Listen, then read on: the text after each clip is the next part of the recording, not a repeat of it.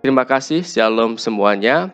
Topik kita hari ini adalah intimacy with God. Nah, ini dia, intimacy with God atau keintiman dengan Tuhan. Mari kita buka sama-sama. Saya akan bukakan buat saudara di dalam Matius 4 ayat 25. Nah, bisa dibaca di sini, Matius 4 ayat 25. Maka orang banyak berbondong-bondong mengikuti dia. Mereka datang dari Galilea dan dari Dekapolis, dari Yerusalem dan dari Yudea dan dari seberang Yordan. Matius 5 ayat 1. Ketika Yesus melihat orang banyak itu, naiklah ia ke atas bukit, dan setelah ia duduk, datanglah murid-muridnya kepadanya. Nanti kita akan baca di dalam Matius 7. Nah, saya ajak Bapak Ibu sekalian membaca di dalam Matius 4 ayat 25 tadi. Kita mulai ceritanya dari situ, bahwa orang banyak itu berbondong-bondong ingin bertemu dengan Tuhan Yesus. Lalu setelah Yesus melihat orang banyak berbondong-bondong, di dalam Matius 5 ayat 1 dikatakan Yesus naik ke atas bukit, dan di situ kalimat kuncinya adalah datanglah murid-muridnya kepadanya. Di sini perikopnya khotbah di bukit. Poinnya adalah itu Tuhan Yesus sedang berbicara kepada murid-muridnya. Nah, kita semua murid-murid Tuhan Yesus. Amin. Ya, saya yakin kita semua adalah murid-muridnya. Oleh karena itulah Tuhan Yesus berbicara agak sedikit keras dan agak sedikit belak-belakan, karena memang sudah tersortir gitu ya. Karena yang Yesus ajak bicara, karena yang Yesus ajar adalah murid-muridnya. Jadi bedakan dengan yang tadi, orang banyak berbondong-bondong, itu lain. Tapi kali ini adalah murid-muridnya. Oleh karena itu kita perlu menyiapkan hati, pikiran, dan telinga seorang murid yang mau sama-sama belajar. Nah, mari kita akan baca sama-sama di dalam Matius 7 ayat 21 dan ayat 22. Nah, saya mau tanya dulu kepada Bapak Ibu Saudara, ya, siapa yang yakin masuk surga? Nah, itu dia. Rata-rata akan angkat tangan. Ya, saya yakin masuk surga, gitu ya. Karena apa dasarnya? Ya, karena dasarnya waktu sekolah minggu dulu saya diajarkan oleh guru sekolah minggu saya, Pak. Di dalam nama Yesus, terima Tuhan Yesus, pasti selamat masuk surga. Ya, malah ada yang bilang sekali selamat pasti selamat. Dasarnya apa? Ya, pokoknya saya diajarkan gitu sama guru sekolah minggu saya, sama Pak Pendeta saya, gitu ya. Benar atau salah? Ya benar sebenarnya, ya. Benar, karena keselamatan hanya karena anugerah, ya. Nah, dasarnya yang lain apa? Dasarnya yang lain itu waktu itu ada ketika Tuhan Yesus disalib, ya, di kanan kiri itu ada penjahat. Lalu salah seorang penjahat ada yang mau menghina Yesus, ada yang malah Tuhan ingatlah aku. Ya, lalu Yesus bilang apa? Pada hari ini kamu bersama-sama aku di dalam Firdaus. Nah, itu kan, terima Yesus, selamat. Benar gak? Benar, ya. Nah, Bapak Ibu semua, terima Yesus pasti selamat. Benar gak? Benar. Ya, kalau kita dalam kondisi tetap di dalam Tuhan. Nah, ini dia. Yuk, saya akan baca ya. Sekarang kita baca di dalam Matius 7 ayat 21. Nah, ini dia. Bukan setiap orang yang berseru kepadaku, Tuhan, Tuhan, akan masuk ke dalam kerajaan surga. Perhatikan kalimat Tuhan Yesus. Bukan setiap orang yang berseru, Tuhan, Tuhan, akan masuk ke dalam kerajaan surga. Melainkan, nah ini yang membedakan ini. Dia yang melakukan kehendak Bapakku yang di surga. Nah, ini kata kuncinya. Memang keselamatan adalah anugerah. Tetapi kita lihat disortir ya, yang akan masuk dalam kerajaan surga adalah satu, menerima Tuhan Yesus. Udah, itu aja syaratnya. Menerima Tuhan Yesus, masuk ke dalam surga. Dan Firman Tuhan mengatakan, tetap kerjakan keselamatanku. Dia yang melakukan kehendak Bapakku yang di surga. Ayat 22, saya akan ajak membaca sekali lagi. Pada hari terakhir, banyak orang akan berseru kepadaku, Tuhan, Tuhan, bukankah kami bernubuat demi namamu dan mengusir setan demi namamu dan mengadakan banyak mujizat demi namamu juga? Pada waktu itulah aku berterus terang kepada mereka dan berkata, aku tidak pernah mengenal kamu. Enyalah daripadaku, kamu sekalian pembuat kejahatan. Nah, kita semua sudah tahu sih arti kata mengenal di sini. Arti kata mengenal itu asli artinya adalah ginosko. Intinya adalah ginosko itu mirip dengan sebuah hubungan yang sangat intim dan erat, sama seperti hubungan suami istri gitu. Intim dan erat suami istri itu kan artinya sangat intens dan sangat pribadi. Perhatikan ayat 22. Pada hari terakhir banyak orang akan berseru kepadaku. Nah, bukankah ini adalah hari terakhir? Tuhan, bukankah kami bernubuat demi namamu? Perhatikan. Bernubuat demi nama Tuhan. Nah, ini sudah luar biasa ya, kalau anak-anak Tuhan ini sudah bisa bernubuat, ya, bernubuat demi nama Tuhan. Lalu apalagi? Mengusir setan demi namamu. Lalu apalagi? Mengadakan banyak mujizat demi namamu juga.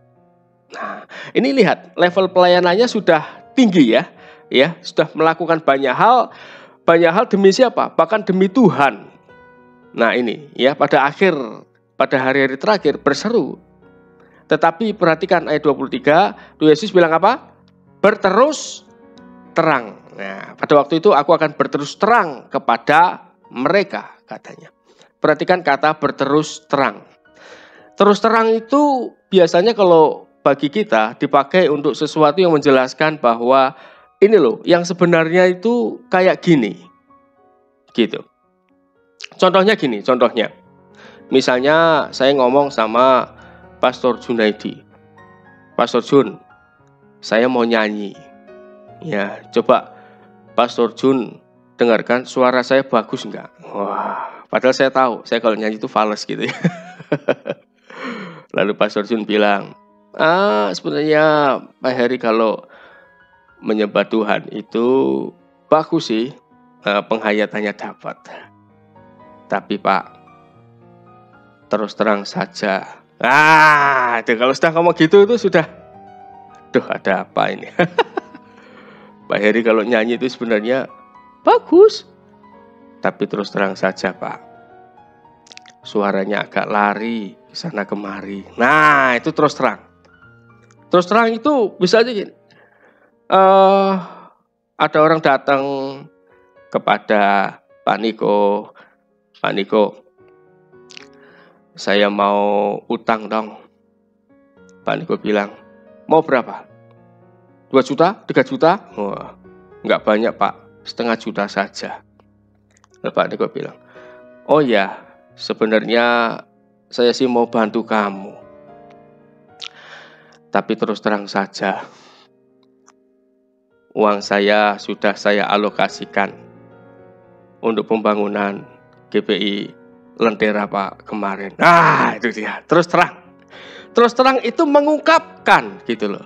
Orang sudah dalam tanda kutip sudah ngarep, sudah kegeeran, tetapi seperti sesuatu yang dibuka gitu.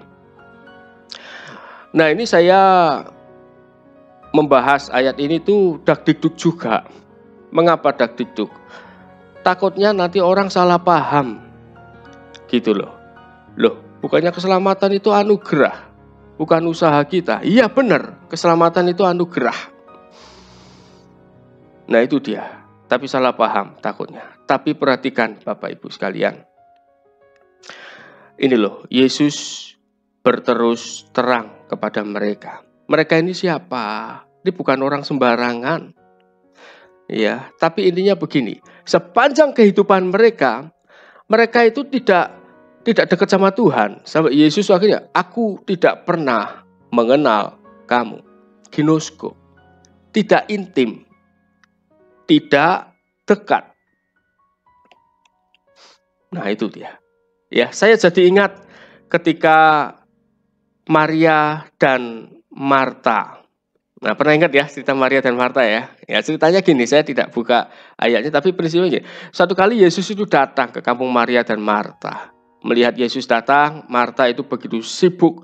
Dia menyambut Tuhan Yesus melakukan banyak hal. Karena dia saking sibuknya, lalu Marta bilang, dia komplain sama Tuhan. Tuhan, tidakkah engkau peduli bahwa saudaraku, yaitu Maria, ya, membiarkan aku melayani seorang diri? Suruhlah dia membantu aku. Nah, dia mulai kecapean nih. Dia mulai kelelahan nih, gitu ya. Tetapi apa jawab Tuhan? Marta, Marta, engkau khawatir dan menyusahkan diri dengan banyak perkara. Tetapi hanya satu saja yang perlu, kata Tuhan Yesus. Maria telah memilih bagian yang terbaik, yang tidak akan diambil daripadanya. Ya, jadi anak-anak Tuhan, kita perlu berhati-hati, jangan sampai kita itu sibuk dengan berbagai hal. Maksudnya begini loh, kita bekerja itu boleh bekerja, kita melayani itu boleh melayani, tapi jangan sampai waktu kita itu habis, lalu kita kelelahan, sampai akhirnya tidak ada waktu khusus buat Tuhan. Waktu khusus itu maksudnya begini, waktu berdoa khusus, ya, menghadap Tuhan gitu. Baik, setiap pagi kita sudah morning worship. Setiap pagi itu kita sudah berdoa menyembah bersama-sama. Tetapi ini corporate, ini bersama-sama. Ya, doa corporate, doa bersama itu semua didasari dengan doa pribadi. Nah, Bapak Ibu dan saya itu perlu memiliki doa dan waktu pribadi untuk menyendiri dengan Tuhan. Hanya Bapak Ibu dan Tuhan, gitu loh. Ya, ginosko, hubungan dekat suami dan istri. Ya, ketika sedang berdua di kamar itu hanya suami dan istri. Perlu waktu sendiri antara kita dan Tuhan.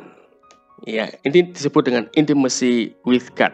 Jadi kita itu intim dengan Tuhan, Bapak Ibu. Jangan sampai Rasul Paulus sendiri mengatakan, ya, perhatikan, Rasul Paulus sendiri itu mengatakan bahwa aku melatih tubuhku itu sedemikian rupa. Intinya dia tuh mengontrol sedemikian rupa supaya jangan sampai sesudah aku memberitakan Injil kepada banyak orang, aku sendiri ditolak. Seperti itu, ya. Perhatikan, Rasul Paulus melayani, dia memberitakan Injil kemana-mana, tetapi Rasul Paulus pun juga dia menguasai diri sepenuhnya. Artinya itu kadang-kadang secapek apapun dia tetap menyediakan waktu. Ya, ini salah satunya, intim dengan Tuhan, mengontrol sisi kehidupannya supaya tidak jauh dari Tuhan. Ya, supaya jangan sampai apa? Aku sendiri ditolak. Rasul Paulus juga mengatakan tetap kerjakan keselamatanmu. Jangan salah paham, Bapak Ibu. Jalan keselamatan hanya satu, yaitu melalui apa? Yesus Kristus. Seperti itu, ya. Hanya satu, bukan karena perbuatan baik kita, tidak ada jalan lain. Kalau ada hamba Tuhan waktu itu mungkin keceplosan bilang ada 2 cara, 3 cara untuk masuk ke surga, itu salah. Cara satu-satunya, ya hanya satu, ya, melalui Yesus Kristus.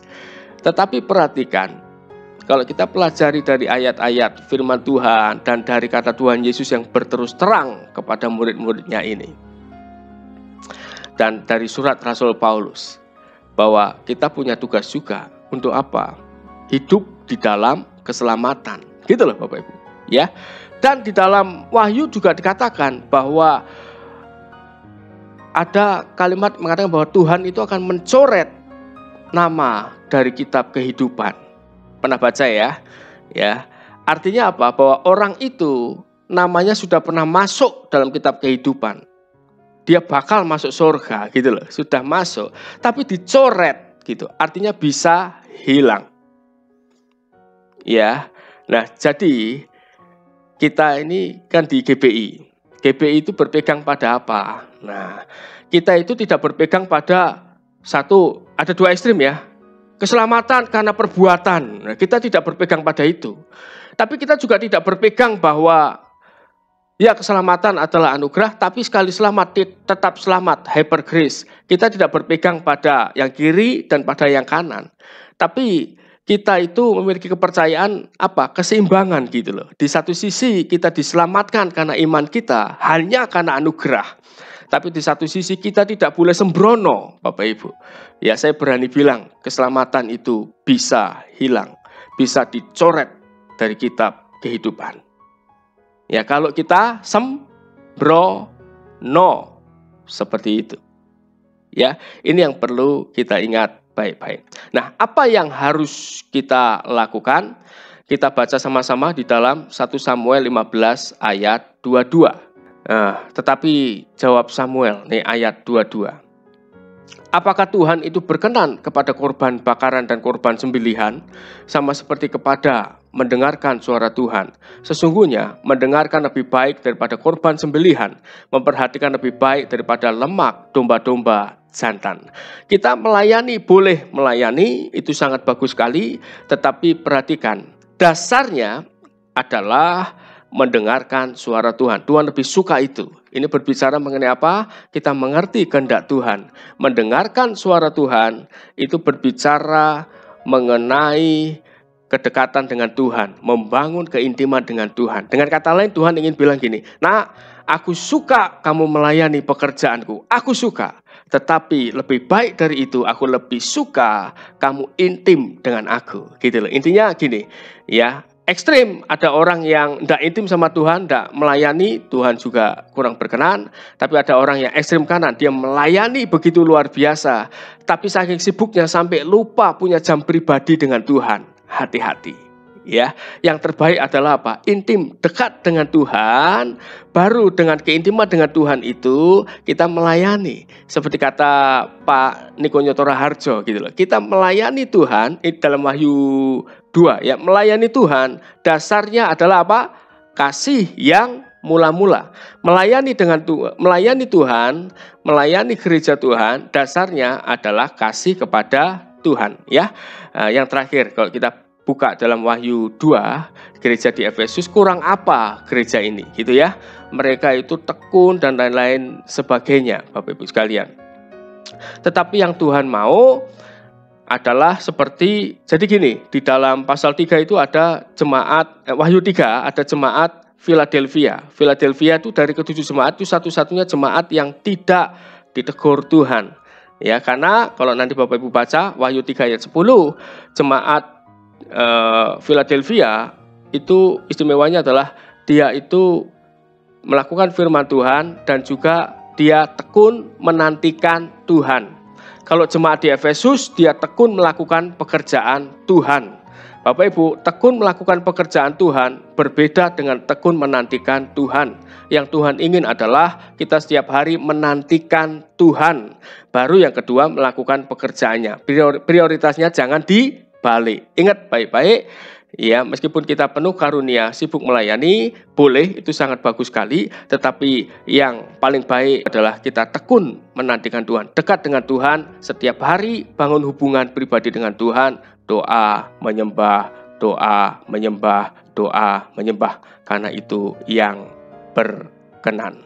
Baik, kita berdoa bersama. Bapa, terima kasih buat hari ini kami sudah mendengarkan firman-Mu, berikan kami hati seorang hamba, firman bertumbuh dalam hidup kami dan berikan kami kerinduan untuk dekat intim dengan Kau. Terima kasih, dalam nama Tuhan Yesus kami ucap syukur dan berdoa. Haleluya, amin. Jika acara ini memberkati saudara, klik like, subscribe, dan nyalakan lonceng notifikasi agar saudara mendapatkan informasi ketika saya membagikan video-video terbaru. Dan ingatlah selalu untuk share kepada saudara-saudara yang lain agar menjadi berkat. Tuhan Yesus memberkati.